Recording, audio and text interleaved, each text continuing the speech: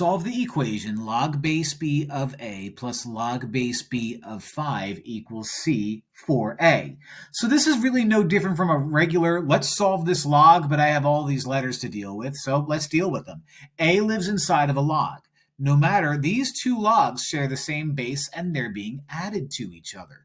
So whenever you're adding logs of the same base, multiply the insides and you become log base b of a times 5, which is 5a.